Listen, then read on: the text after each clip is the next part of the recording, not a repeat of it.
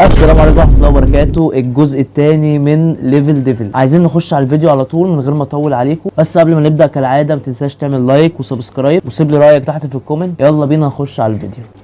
طبعا احنا قلنا في الدور اللي فات ان احنا بندور على 5 مفاتيح مخفيين.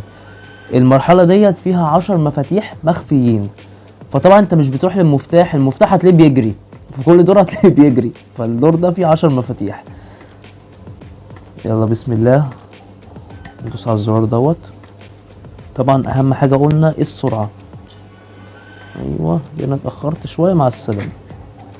ايزي. هنا بص بقى، بص الخازوق اللي نازل لك من فوق ده، خازوق اكبر من حياتي. نخسر. انا وراك. هعديها يا رشدي، انا هعديها. عيب عليك.